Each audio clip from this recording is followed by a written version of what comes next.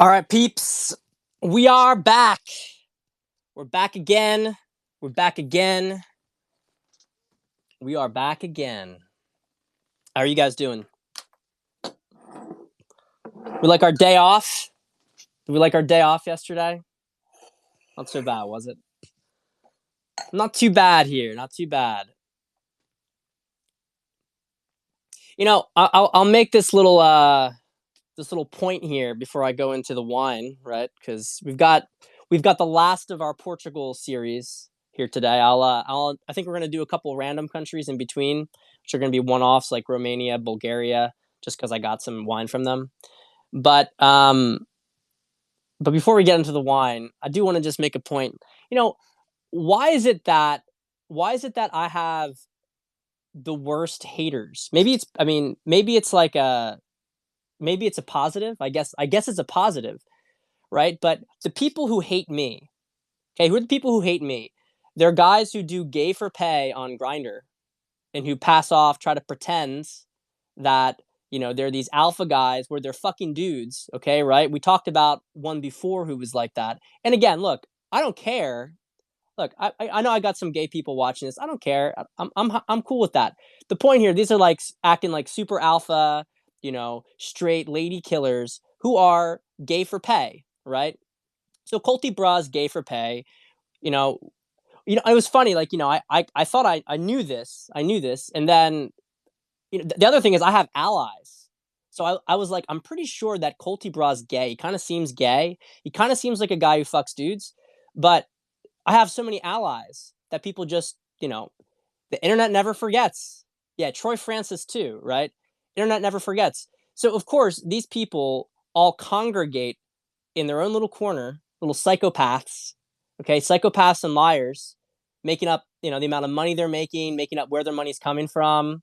He's acting like he's making a $2 to $3 million business. What the fuck is he doing shit talking on Twitter?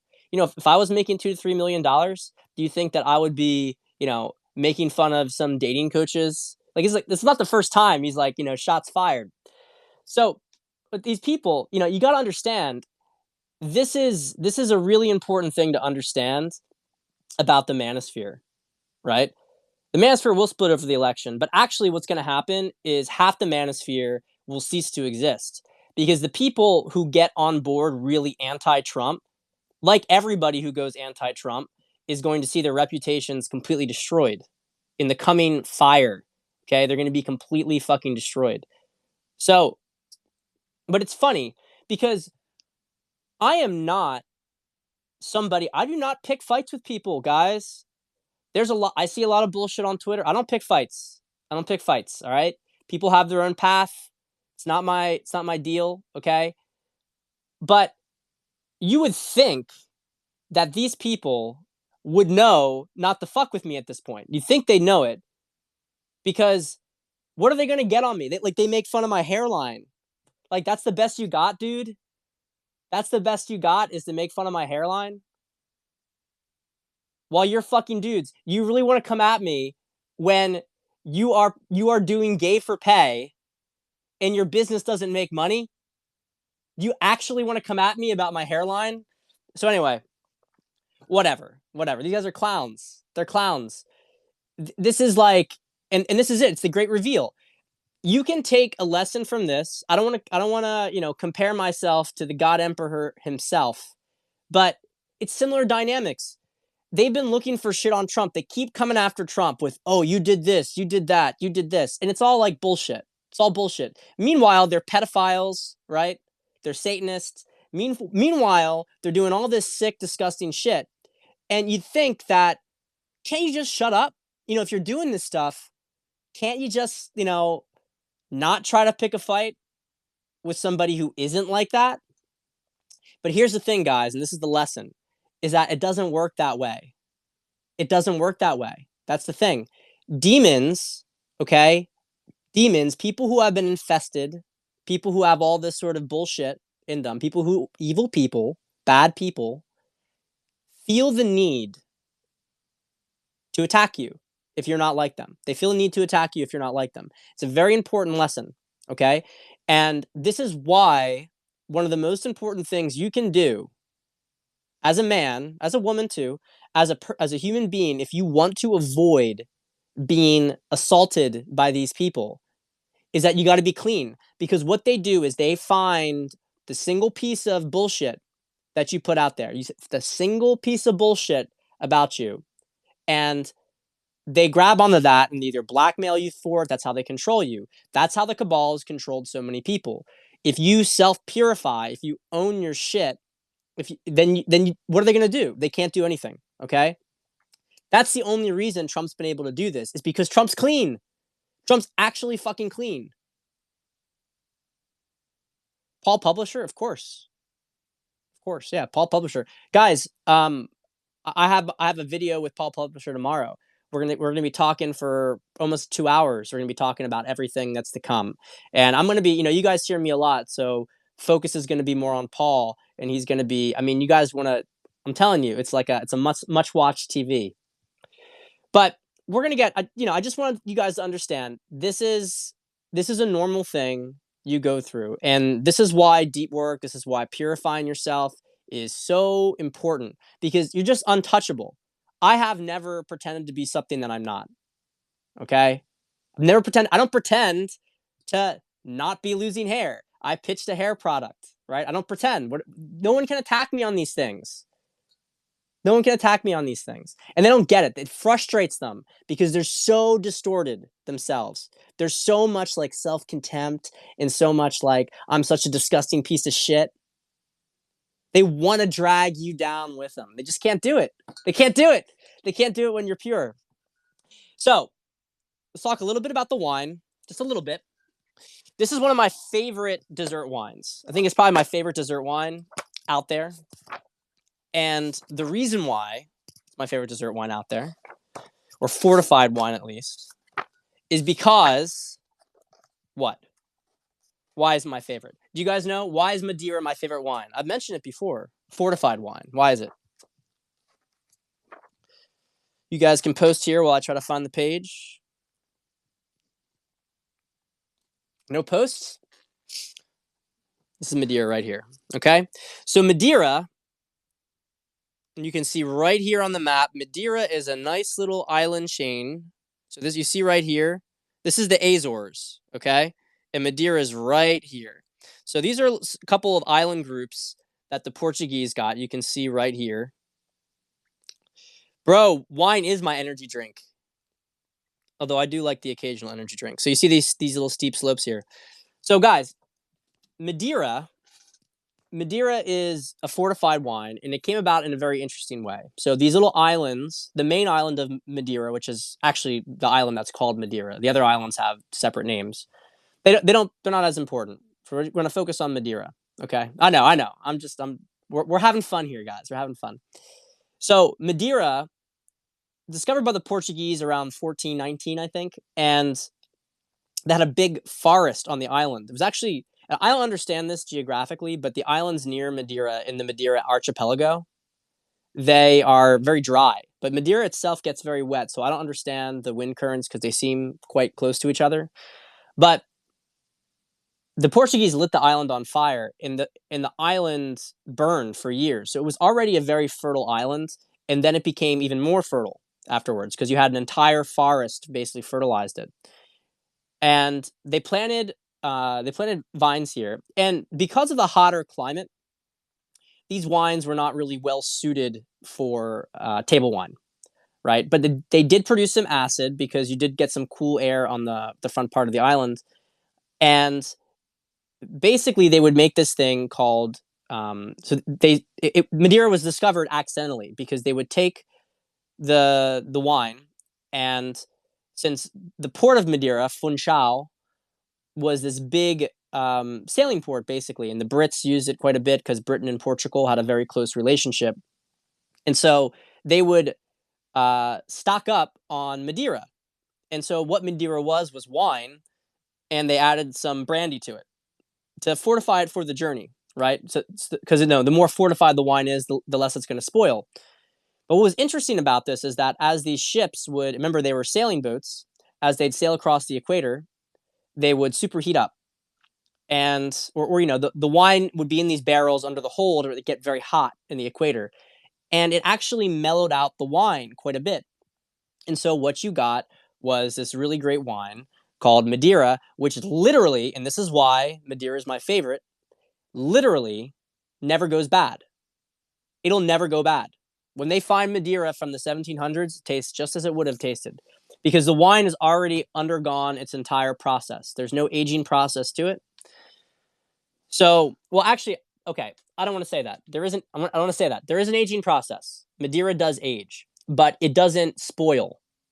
Okay, it doesn't spoil. So you're never going to have a Madeira that turns to vinegar or is no longer able to be drunk. Okay, it will evolve over time.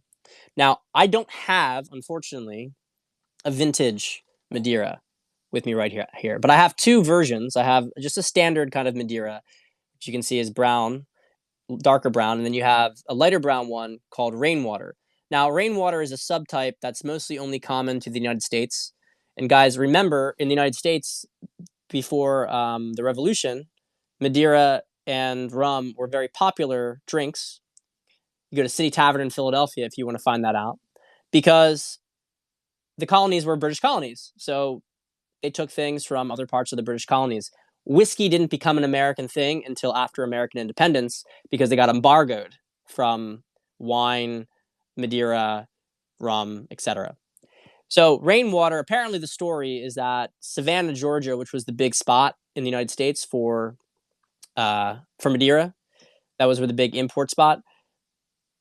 So the story goes, there was water that got burned down. Water got poured into the Madeira from a big rainstorm, and apparently it's lighter. It's a little bit easier to drink. It's more aperitif, and so it's more popular in the States. Not really found as much elsewhere, but it's good stuff. Last little anecdote, because I know we want to get into the COVID stuff, but I want to say this because I found this to be a very cute story.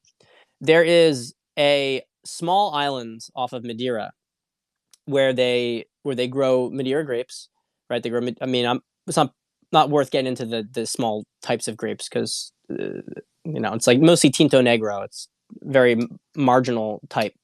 But this tiny island, they have a cow. They have it's very tiny. It's very steep, and it's a cow basically does all the fertilizing for the entire island throughout the entire year. There's one cow on this, and it's really like a sad story. It's like a kind of like poignant story that the farmer carries up the cow when it's a calf all the way up the top of the island, and it dies up there, and then he buries it. He has to get another one, and so it's kind of like this. It's just like, I don't know. I always found that story to be a little poignant. But anyway, Madeira is great. Recommend you get it. The great thing about this is I don't have to feel like I have to finish this stuff. I can leave it on the counter, come back to it a couple weeks from now to celebrate. So, guess what happened today? Do we know what happened? It happened very recently ago, just a little bit ago. Do we know what happened? You guys tell me. What happened just a little bit ago? What happened? Well, we got Esper fired. Yes, we have Esper fired today. That was big. Vax stuff, yep.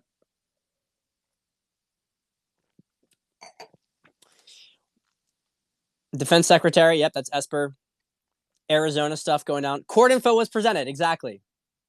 So Arizona was uncalled. The Defense Secretary was fired. We got the vaccine news, but here's the big thing. We're in the court. We're in the Supreme Court now. It's been filed about the voting irregularities officially. Okay? Officially. So it's happening. Now, I don't know if you guys felt it yesterday. It wasn't good from a timing perspective for me to do a Periscope yesterday, and we had done a week straight. It's all good. There wasn't much going on yesterday anyway. It really felt like the weekend after Biden's announcement. Trump's just out golfing. He's just out golfing the entire weekend.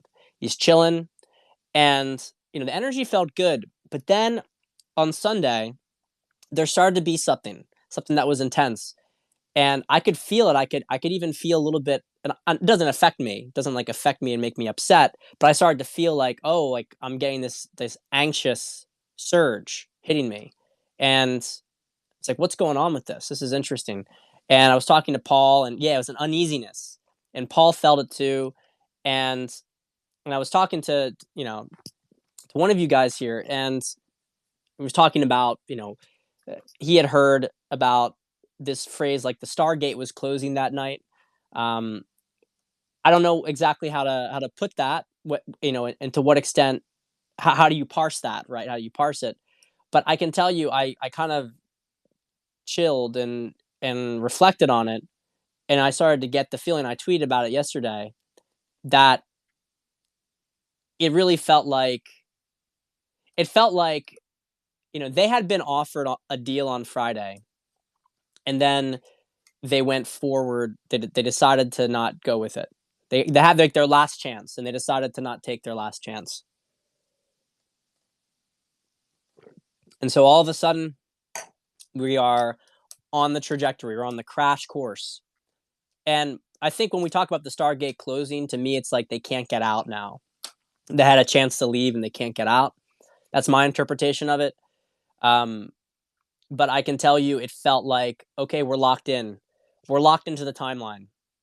We didn't get the easiest timeline. We didn't get the worst timeline, but we're locked into the slog here. And the cabal. So they could have allowed Trump a clean election. They could have allowed Trump a clean election. And what would have happened is that there would have been, they would have basically surrendered their power, and they would have been allowed to leave, right? The demons and everything, they would have been allowed to leave. They would have surrendered their power. It wasn't going to have to. Yeah, Adam, that's what I think. That's what I think. That feels right to me. Um, when they talk about these stargates, I don't know whether to look at them literally like in the Stargate film, which I recommended all you guys watch, or whether I've heard of these gates as being sort of energy gates, which are not they're more like portals for like astral traveling rather than they are necessarily physical entities. To be honest, guys, it's a little bit outside of my scope of expertise. But yeah, Trump closed ritual. Like it just feels like they're trapped now. And but it's like the aftermath of that was that, like, it's felt really good all day long, and energy's up, energy's high. I don't have to. You guys are gonna see tomorrow with Paul. You're gonna see all the stuff about. What I'll probably do tomorrow is I'll do a dating relationship periscope, and I'll have my thing with Paul. We'll talk about all this stuff tomorrow. But Paul's got some really good stuff about what's going on in the next week. And it resonates, right? We are at a point now. Okay, this is 11, right? 11:9, inverse of 9/11, mirror, right? And we are trying to invert everything they've done.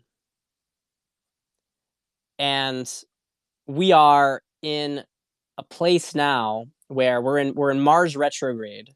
Mars retrograde is a period where fighting is done behind the scenes. Let's put it that way. And then we're going direct.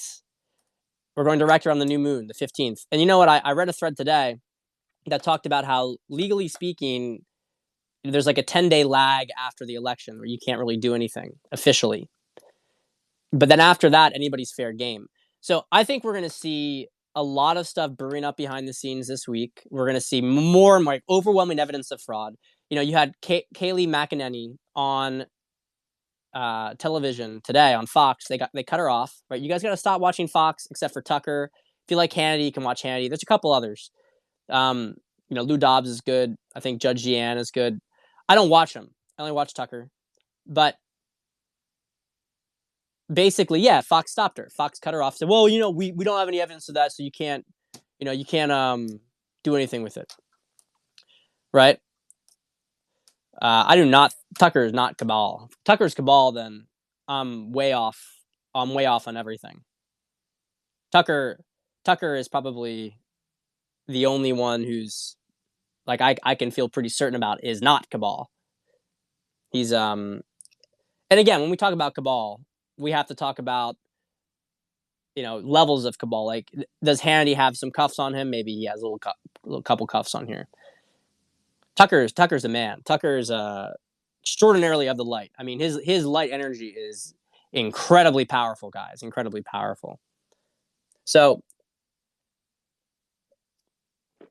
so going on here. So they cut her off when she was talking about fraud. So they're freaked out. That's why people are like, they're freaked out. Like, well, media didn't call this stuff. Media's fucked, guys. Media is fucked. This stuff, it's all a smokescreen. It's all a smokescreen, and they're already in bad shape. Make America great again. Hey, I wanna say something about the president of the manosphere right here.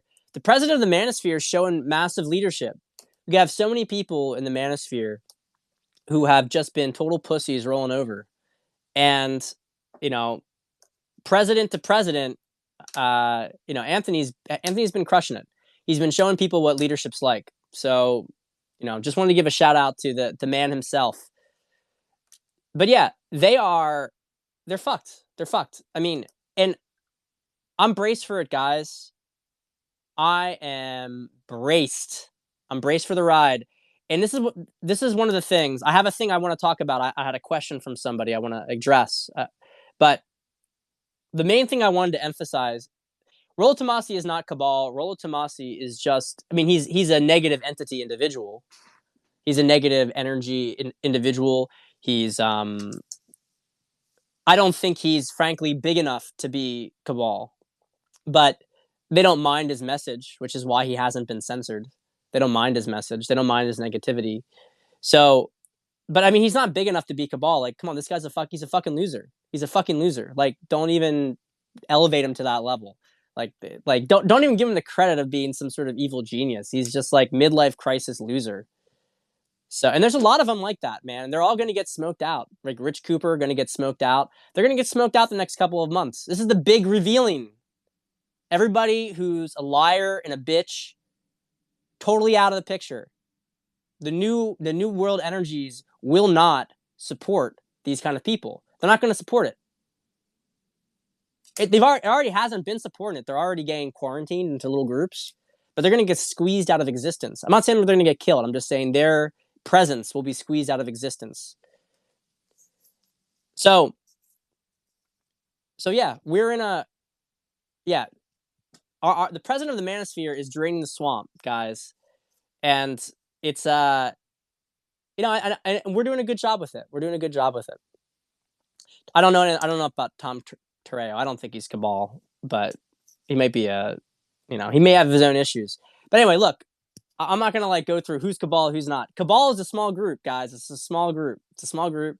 There's a lot of people who are blackmailed, but cabal itself, small group. And they're getting smoked out. So what I'm recommending for you guys is to get grounded. Get grounded in 5D, get grounded in the truth of what's coming. Because, look, I am going to be exploring. I'm going to be involved in the blow by blow because, frankly, I feel like I need to be. I want to be a part of the ride. But if you are feeling rough about this, okay, I said this. I had a great interview today. Great conversation with Will Spencer. He's going to be dropping that tomorrow. About 2 hours long. We talked about all sorts of shit in the occult, esoteric stuff, which I know you guys love. But look, this is going to be a ride for people. And you can either do two things if you want to get through this. You can do three things, but you can do two if you want to get through it. Okay? Number one thing you can do if you want to get through it is to detach from it. Because you know the truth, okay? If you know the truth, and you should know the truth at this point, if you're watching this Periscope, you should be already at least open to the truth, which is that Trump is winning the election, and Trump is winning the election in a landslide, and he's cleaning out the fucking nest of disgusting satanic individuals who have infested the government, the global government across the world, okay? That whole, nest is getting swept out. Okay, it's getting swept out. if you have a hard time dealing with the ups and downs, because this is going to be a fucking roller coaster. If you're having a hard time with the ups and downs, it's all good. All right. It's all good. You do not have an obligation to be a part of this journey. Just simply get off the news, get off social media, and just go detach as much as you possibly can. And I'm not saying this in like a sarcastic manner. I genuinely mean it doesn't matter. If you visualize the new world that's going to be happening, you visualize the future, it does not matter. You do not need to be a part of the roller coaster ride if you don't want to. You can get off because you can just decide to not get on it, and then you meet the people who go on the ride at the end, right? It is literally like a ride. You can say, I don't feel like going on the roller coaster, so I'm just going to get off. I'm not going to go on it, and I'm going to see you guys, and you guys can let me know how the ride was, and we'll go like to the new world together. Okay, you can do that. If you do want to get on the ride, I recommend I recommend that you keep perspective.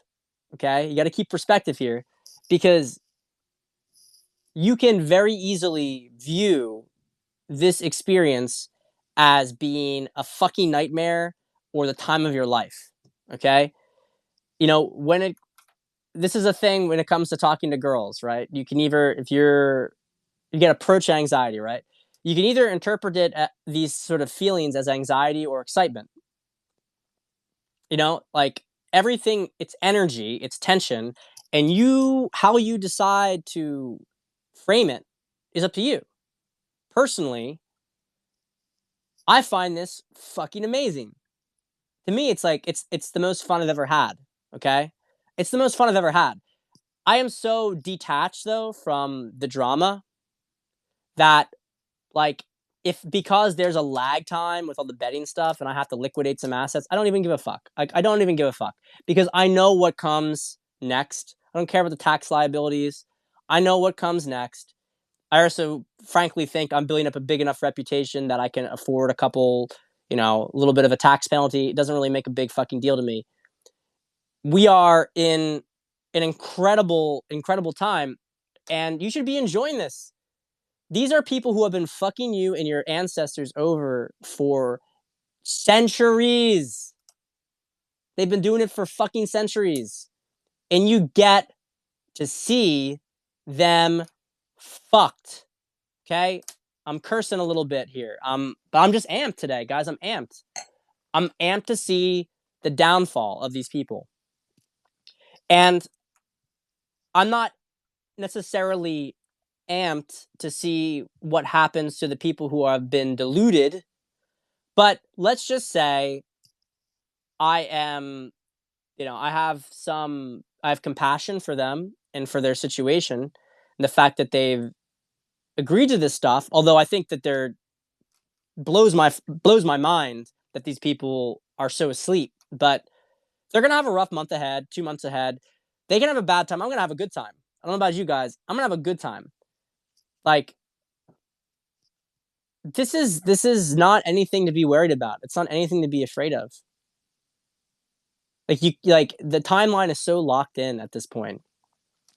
They're not going to have much. They're not going to have much to do. They're already out of cards to play. They're already backtracking on, Biden being president elect. They're already backing off and saying projected president. So guys, we're crushing it. And we're going to have a week of big, big, big, big, big buildup of evidence. Big buildup of evidence. I mean, I think I've said this before, but just so that we can reiterate it, they have used a program called Hammer, and my God, this is every single time I mess this up. It's not Crossroads. It's, God, you guys got to help me out here. What is wrong with me? Scorecard. Thank you. This happened today on my interview with Will. I don't know why. I think because Crossroads was something else that they used in 2012. Hammer and Scorecard, which is a sub software.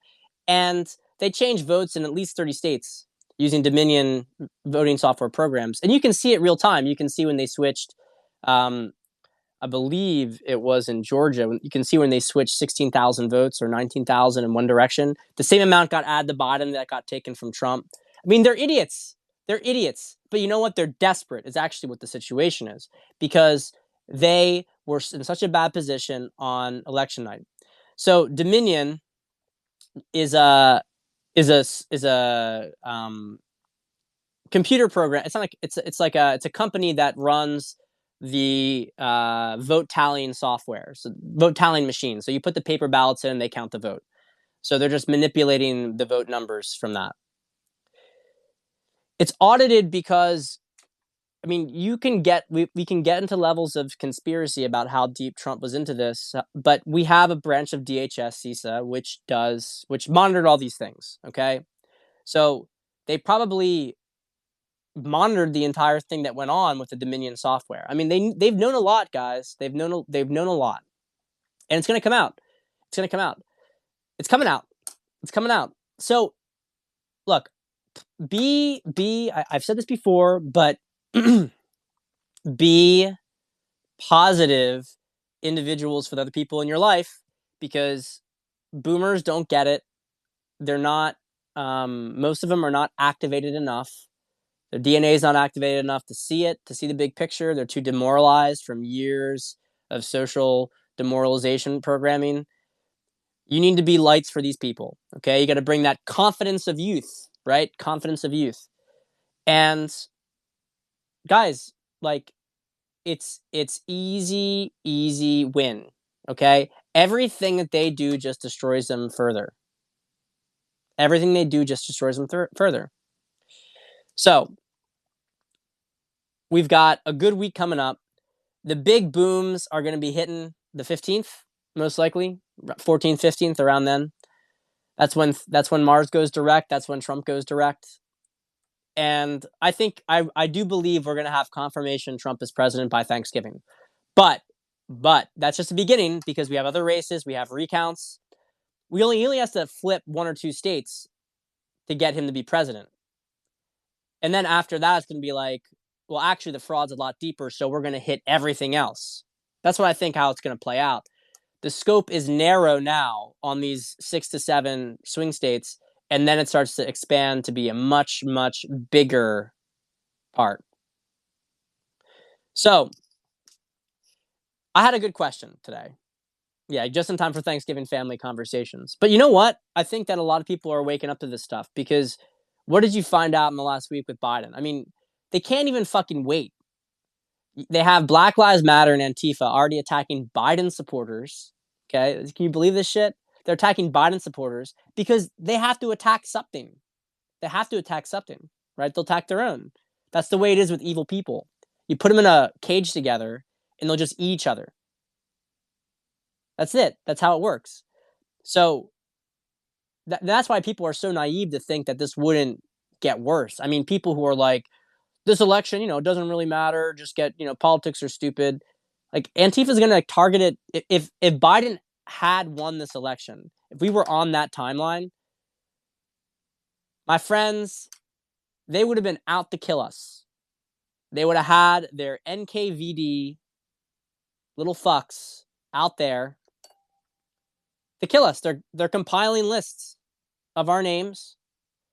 I don't say that to have you be afraid, because when we have Trump and we have the military, they can't really do too much. But NKVD, it's like the communists. It's like the brown shirts. The NKVD brown shirts, same thing. There's nothing that they can do. I mean, I'm not saying go poke the bear. I don't think you should do that. But the point I'm trying to make here is that this was where it was going. People are so naive. They're like, oh, your team lost. No big deal. Ha ha ha. People who did vote for Biden voted for their absolute slavery. They voted for their absolute slavery. Like, unbelievable. They're so lucky that they have us here. And they're going to suffer for the next couple of months because of the fact that they're so asleep. But let's talk a little bit about something different. Let's talk about something a little bit different. We're talking about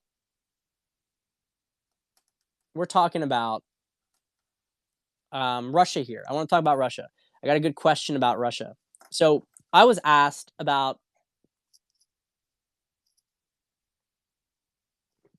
Putin and his relationship with the cabal and how is this guy? Is this guy a troll? What's going on here? Yeah, I'm gonna block the stupid comments. Guys, I'm just blocking dumb comments. Like I don't give a fuck. I don't give a fuck. Like people gotta wake up when they're gonna wake up. Everybody who like shit talks right now. Everybody who thinks they know better. Like whatever. Like I don't care. I don't care. People are gonna have their own comeuppance. It's gonna be painful for them. I just don't want their energy around me. It's like to me, just it's like having like a retarded kid tell you that you don't know anything. Like that's how it feels with these people. And I don't want to be a bully. I just block them. I don't want to be a bully. So Russia and the cabal. All right, very interesting here. So let's talk a little bit about Russia and what happened. Do you guys want to go? How far do you guys want me to go? Do you guys want me to go through the Russian Revolution? Do you guys want to hear the full story? Let me know. Otherwise, I'll just abridge it. Do you guys want to hear the full story? Jeez. You want to hear the full story? All right. All right. We're going to do a little bit of the full story. Or at least, when it comes to Russia, we're going to do a lot. Short story. Okay. Short story. We got a short story here. Mostly full story. All right. So Russia was a very, very Christian nation. Very, very Christian nation. Okay. And it was, you can go back to, there's a long, I don't want to go the long story. But let's just say that the Russians, the Slavs, are the ones who kicked the Khazars out. The Khazars, which were the group that pretended to be Jews, who were actually the Satanists, and they infiltrated themselves within Jewish groups. So there's a long-standing hatred that they've had for Russia. Let's put it that way. Let's put it that way. I'm not going to go into the details of all of that, but I want to give you some context about one of the reasons that Russia was targeted. So the communist revolution was funded by the Rothschilds, just like the development of Nazi Germany, same thing, creating two different enemies, wars profitable. Yeah, the whole thing with Tsar Nicholas being stabbed in the back by the English monarchy, I'm not certain about it simply because they were first cousins. They were very close to each other, King George and Emperor Nicholas. However, it's not clear that prior to World War One, so up until World War One, the it's going to be around, guys. So yeah, Lloyd, you're obviously you can keep watching this, but you already know this stuff anyway. So basically, you had the ever since prior to the Napoleonic Wars, or kind of during around that period, around the Napoleonic Wars, you could argue that by the end of the Napoleonic Wars, they had gained strong footing, whereas prior to that, they had some standing, but the Rothschilds got inside basically they had become the chief financiers of the British Empire. But here's one: people say that the English monarchy sold out Tsar Nicholas, and here's why I don't believe that's exactly true. I think that between the Napoleonic Wars and World War One, you had an ambiguous kind of power dynamic where the crown probably thought that they still were in control. They didn't realize that the tail was wagging the dog, so to speak. So they knew that the Rothschilds had provided them with all this financial money for all this money for their empire, and they understood that the Rothschilds were powerful, but they still believed it was their empire, that they controlled things. And World War One was what put that belief to a lie. And so I don't think that the British monarchs, right? I don't think that King George, and King George, that would be I think that would be no, it would have been Edward at World War One. Edwardian England, I believe. I might have some of these the monarchy mixed up because I think George came after. But anyway, basically, it was George. Okay, it was George. I guess I'm thinking of Edwardian England, but maybe that ended prior to World War One, or I don't remember the exact timeline. So George, that they didn't like what happened, and they may have realized that the Rothschilds were the one who did it. Maybe they didn't.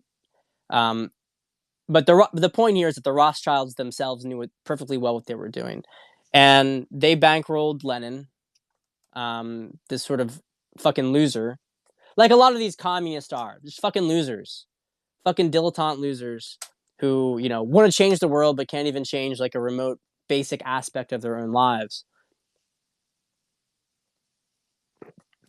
So there's ample evidence that the the division that revolted in Russia, that I forget the division, but that division was bribed, was given money that was given from to Lenin from the Rothschilds to pay them to basically revolt against the Russian commanders. And look, I'll say this about Nicholas. Nicholas was a godly man, right? He was a godly man. I believe that. However, he was weak. Nicholas was weak. He was not a fighter. He let his country get taken over by this scum. He didn't fight against it. He could have fought against it. He had people like Wrangel who did fight against it. And, I don't think that, I think it's awful what happened to Tsar Nicholas. However, it's worth using him as an example of the fact that if you're a man of God, but you don't have a warrior spirit in you, then you're missing some of the point here.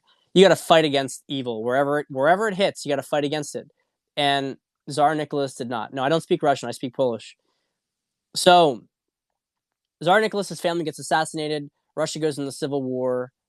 I think I already said that though. Do you speak Russian? Yeah, I understand. It's close enough to Polish that I can understand that.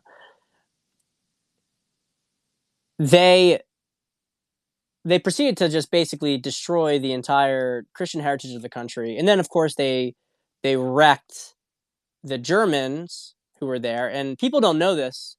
It's really interesting how people don't know this. You know it if you read Russian literature because it's completely. No, that's not true. That's not even true. The czars had undergone massive reforms, and in fact, Tsar Alexander II was shot for his attempts at doing reform.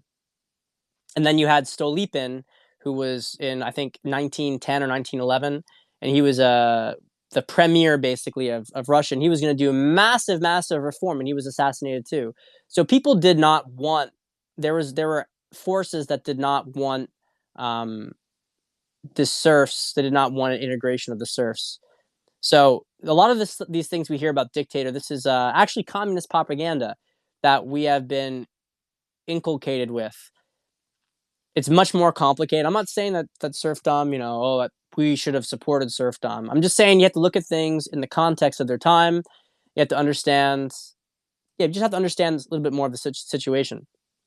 So the communists take over and proceed to annihilate whole sections of the population. You have the Holodomor, which basically killed, I think, at least 10 million people in Ukraine. It was a famine that was so bad that parents were eating their children. And I also think, for the record, that this is very complicated things from history, and I'm sure some people don't want to hear this stuff. I know this shit because I do research. And I'm also able to read between the lines on certain things. I know enough history to know now that when I read alternative history, I'm able to understand how it could be true. Like, I'll give you an example of this. We're going to digress from Russia. We're going to get back to Russia. We're doing a little history class today. So you can understand the Cabal. I want you guys to understand the Cabal and understand what they've done and how they've rewritten history. Okay? No, I do not do 4chan. 4chan, I'd go schizophrenic if I was on 4chan. So, has anyone ever wondered why the United States government, after the Civil War, suddenly became couple things happened after the Civil War. Okay, after Lincoln was assassinated, what happened? Okay, you had an and you had a series of banking crises that wrecked the country all the way up until the establishment of the Federal Reserve, right? And actually, after that too, that's a separate conversation. So you had a series of banking crises which didn't exist prior to the Civil War in any meaningful sense, but you had a ton of banking crises that happened that threatened silver and had to do with wildcat banks, which were private banks that existed in the Western states. Okay, you did have earlier before the Civil War, you had Jackson dealing with some shit with the central bank. Again, this has been a long time thing that's been going on. But let's focus on after the Civil War because this is when you could see things get bad. So Lincoln gets assassinated. You have Grant in power. I got nothing against Grant. Read his biography. You know, let's see how true all that stuff is. I'm not convinced everything about it was true. There's a couple of things in there. I don't really want to talk about it too much, but I guess I have to mention it. I have to be honest here, because I've already made the stipulation here about the infiltration of the Jews with the Khazars. There is something that Grant made when he was one of the Western commanders about basically um, Jews who were in the Mississippi Valley doing all this stuff that was basically breaking an embargo and kind of like selling things under the table, basically undermining the Union Army. And he made some edict, which the number of which I forget, but it was infamous, and they got arrested.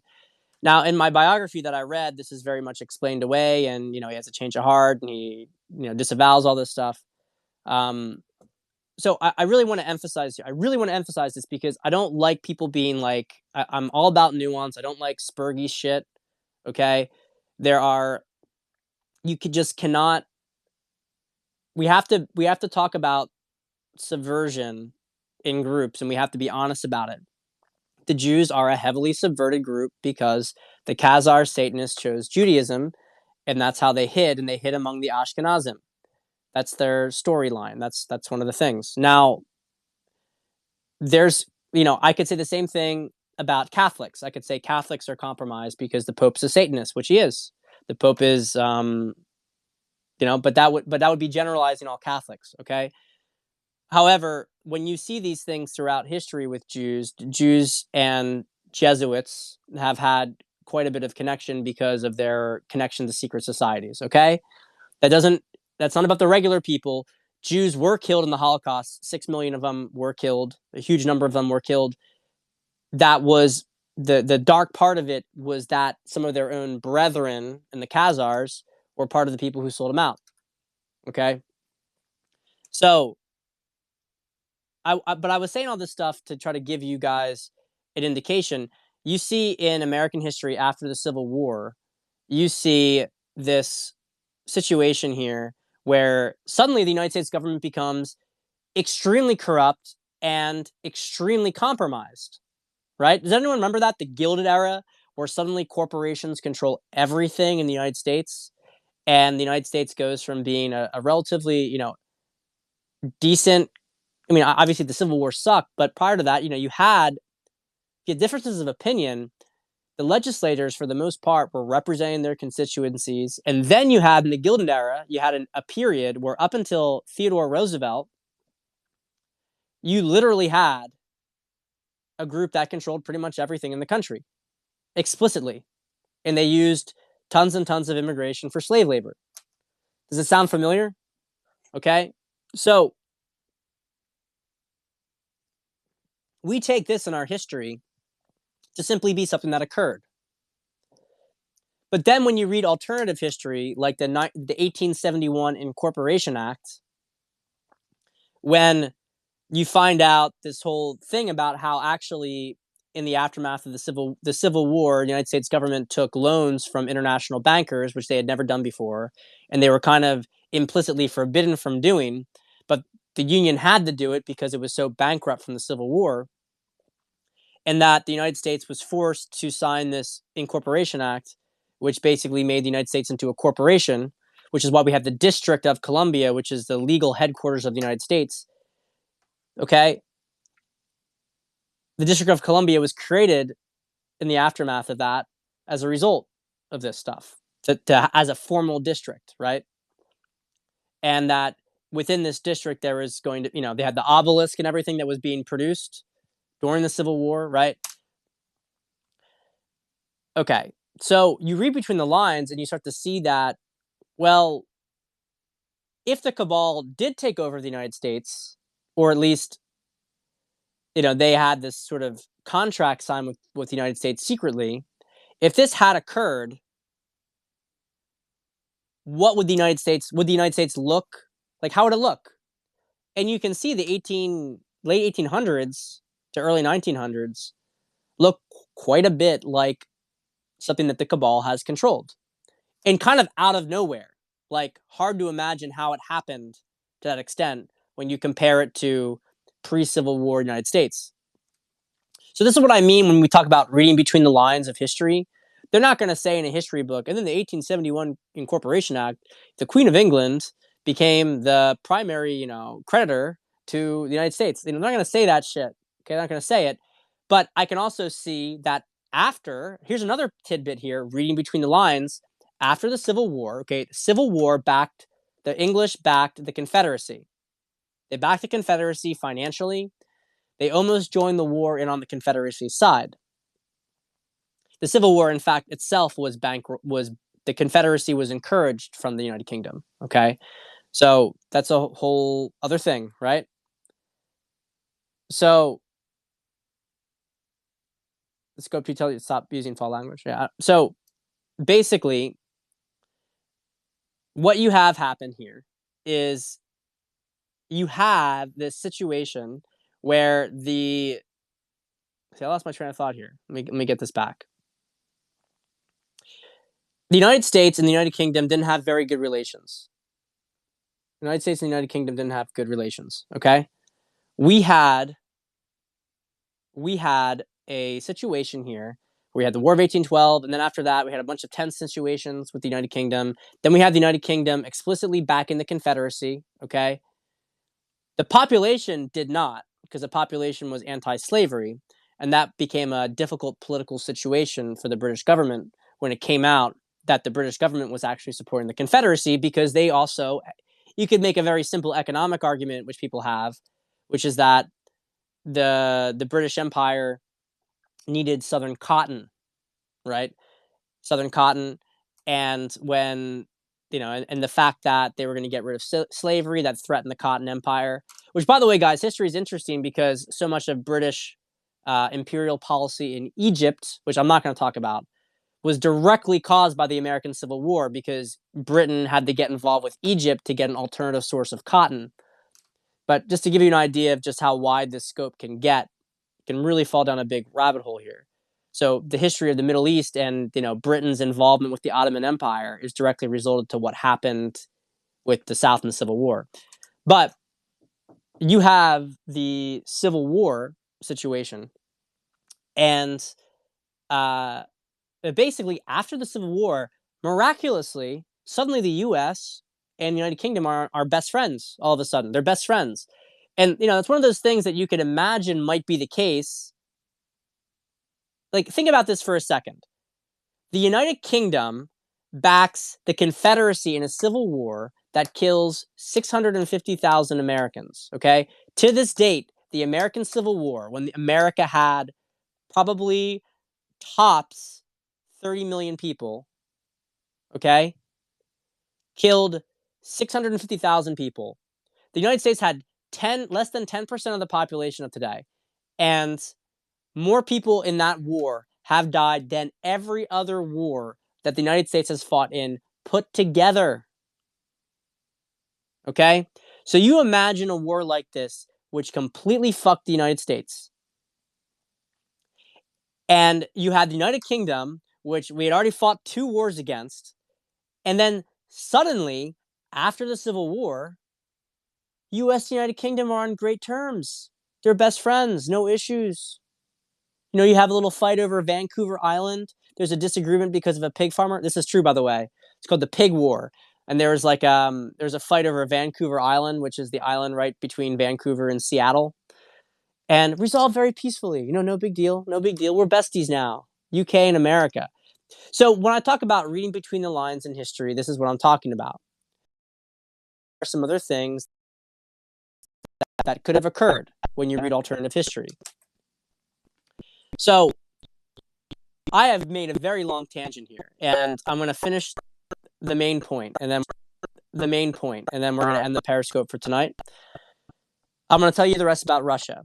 So we go back to Russia now. We go back. We have Holodomor. We have the entire fucking bullshit with the communists and destroying the entire country. We have the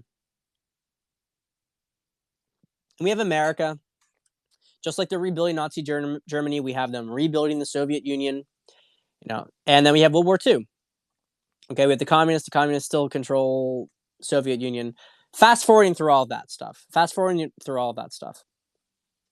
The Pig War. I don't know. That's a good question. Is the Pig War a weirder war than Australia's Emu War? That's funny. I don't know. Real Clear Politics just pulled their PA call. That's big stuff. That is big stuff. That's big stuff. See, they're backtracking because they know it's not getting good. That's why I wanted to give the leftists their weekend. Let them celebrate for the weekend because they're gonna have a bad month. Let them have some fun. So, but I want to fast forward through this. Okay, we're not going to go through every single little nuanced bit of the Civil War, but let's just suffice to say that the Civil War. Excuse me, not the Civil War. The Cold War was a big money-making thing for the cabal because they had it on both sides, right? They had the war that they wanted, but they couldn't bleed the Western world again. After two big world wars, they knew they couldn't bleed it again. So the Cold War was a perfect opportunity to get all that money, with the military contracts, military-industrial complex, to have a war without the casualties that could last for 70 years. Very, very useful. Very, very useful. Okay? So, guys, I can talk more about the cabal and the control of the U.S. I can pick that up another Periscope. But I want to finish this with Russia because the question was specifically about what happened with Putin in Russia. Okay? Armistice Day is actually 11/11. But we're getting close to it, right? Is that right? No, it is. Yes, I think it's 11/11. Armistice Day. So that's Wednesday. We have, after the Cold War, it's big loot period for the cabal. So I want you guys to understand this, okay? This is I want to be sympathetic to Russia. Here because it's important to understand how Russia acts towards the world. You can't understand how Russia acts towards the world unless you understand what happened to them. The Russian population had chosen freedom. They had chosen an end towards communism. Like the rest of Eastern Europe. The Iron Curtain fell in 1989. All the satellite states broke off. In 1991, the Soviet Union itself collapsed. Okay? The Russian people, at the fall of the Soviet Union, had like a 77% support rate for the United States. Like, they love the United States. Okay? They hated their own government, and they loved the United States, and all they wanted was to be friends with the United States after years of being lied to by their captors. Okay? And we promised them, war's over. We're going to do a couple of things for you. We're going to respect you as a country, and we're going to help rebuild you. And we told them that we would not add other countries to NATO, that we would allow not even necessarily like a Russian sphere of influence, but we simply wouldn't like put shit on their borders. A. B. We wouldn't we would help develop them. We'd help rebuild them. What happened instead?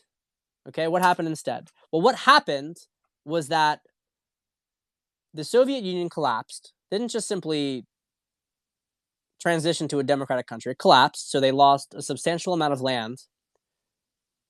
And then We looted the country. Or I shouldn't say we did, the cabal did, but that was American financial organizations like Goldman Sachs. Let me give you guys an idea of what happened. So you have communist state-owned industry, and communist state-owned industry, you have like, okay, these are multiple $1 million industries, right? $1 billion industries, tens of billions of dollar industries. And everybody in Russia got shares in these state-owned companies because they were shares for the people, right? The only problem was that people in Russia couldn't eat. Okay, the life expectancy for men in Russia dropped to 52, 58. Sorry, 58. But the life expectancy for men dropped to 58 in the former Soviet Union in the aftermath of its collapse because there was no work and men were getting shit faced, just drinking themselves to death, and they'd freeze to death. They'd pass out, they'd freeze. Okay, so let's put this in perspective here. So you have all these people who have shares. They have all these shares in Russian companies that don't mean fucking anything, but they don't have food. And so what happened is you had a couple of, intelligent entrepreneurs started to, if they had some extra cash, they'd start to buy up these shares. They'd say, okay, we'll give you some food if you just give me those shares, right? People give them up because what the fuck, they're not doing anything for them. They're not getting any money from these companies. They just own shares in them. And so they would start to buy these things. They start to build them up. And then they started to get international finance from Goldman Sachs, right? So that's how you got the development of the oligarchs in Russia. And the oligarchs in Russia were basically people who had, with the backing of international finance, were able to buy up all of Russian state-owned industry so that you saw over a couple of years, the GDP of Russia went to 25% of what it was in 1991. 25%, okay? The GDP dropped to 25% of what it was within a handful of years. And then you have, on top of that, you have all of the internal stuff with militias, with the Chechens. I'm not going to get into all the details of this stuff, but Putin pretended he was KGB, former KGB. He pretended to be a dumb stooge. And so these oligarchs, so he pretended to be on their side. He was an intelligence agent. And then when he got into power, he basically put all the oligarchs in a room and he said, look, you guys are fucking predators. You raped this country. And you know what? I'm not even going to take away your money. I'm not even going to take away your money. But, guys, this is big. Look at what Hayden's put in here. Real Clear Politics have withdrawn their PA call. So we're back in the game, guys. We're back in the game. Hey, Cody Bra, you're not going to do it now, are you, little bitch? You want to suck my dick? I'm not going to pay you. You want to suck my dick? Yeah, I'm not going to have you suck my dick. That's disgusting. These people. He's not going to do it now. He's not going to do it. They're all going to back off. These little cowards. So I have to close this up. So the Russian oligarchs were basically put in a room with Putin, and Putin told them, "I'm not even going to take your money. I'm not even going to take your money. But you guys have to work for Russia now." And most of the oligarchs said yes, especially after one of them, Kadyrov, said, "Fuck you, Putin. You're a little bitch. I'm not gonna, you can't do anything." And then Putin threw a billionaire in jail and took all of his assets.